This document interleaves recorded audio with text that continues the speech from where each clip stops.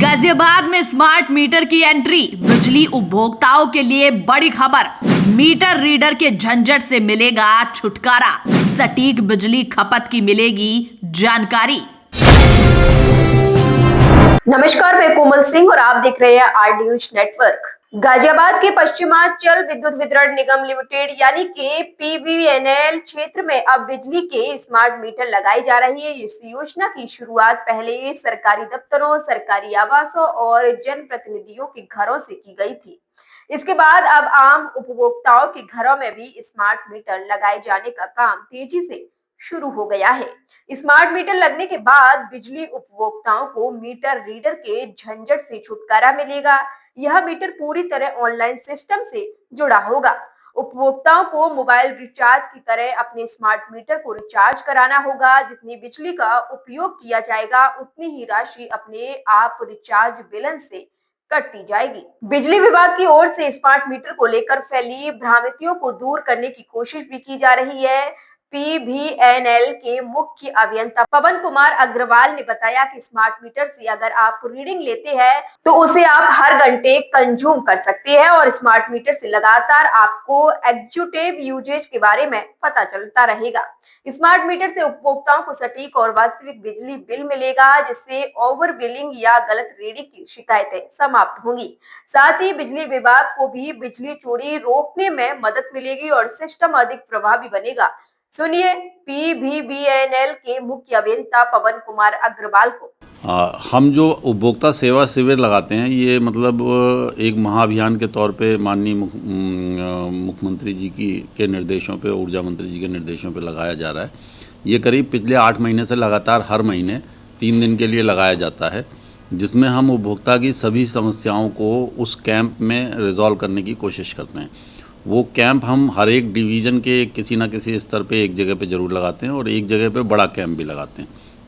इससे क्या होता है कि जो उपभोक्ता जिसकी समस्याएं बड़े लंबे समय से रिजॉल्व नहीं हो रही हैं, उसको हम वहाँ पे रिजॉल्व करने की कोशिश करते हैं कि उसमें से कुछ भी, अगर मान लीजिए 50% भी हमने सॉल्व कर ली तो समस्या काफ़ी हद तक कम हो जाती है। दूसरा क्या है कि जैसे अभी वर्तमान में इसके साथ साथ हमारी जो बिजली बिल राहत योजना जो चल रही है, बिजली बिल राहत योजना में लोगों को बहुत अच्छे तरीके से उनके बिलों में काफ़ी भारी छूट है, जिसमें 100% सरचार्ज की माफ़ी है और 100% सरचार्ज की माफ़ी के साथ साथ उसमें बिजली बिल में भी प्रथम चरण में 25% छूट थी, अब द्वितीय चरण चल रहा है जिसमें अभी भी उनके बिल की धनराशि में 20% की माफ़ी है। और बिजली चोरी के प्रकरणों में अभी भी 45%, पहले 50% था जो अब 45% है, तो अभी भी 45% का सीधा लाभ जो है वो उपभोक्ता को दिया जा रहा है।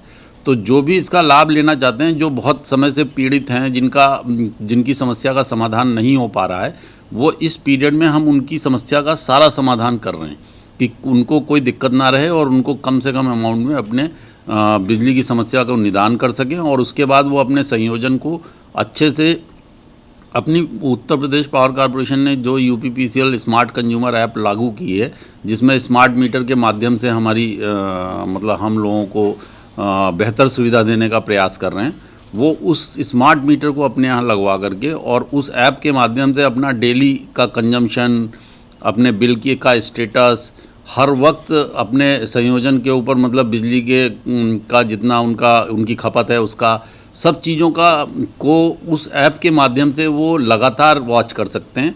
अगर किसी के यहाँ कोई घर में कोई इक्विपमेंट मान लीजिए चलता हुआ रह गया, तो अगर उसे घर की सप्लाई बंद करनी है और वो बाहर चले गए तो वो धीरे धीरे ये ऐप उसमें भी उनकी मदद करेगा।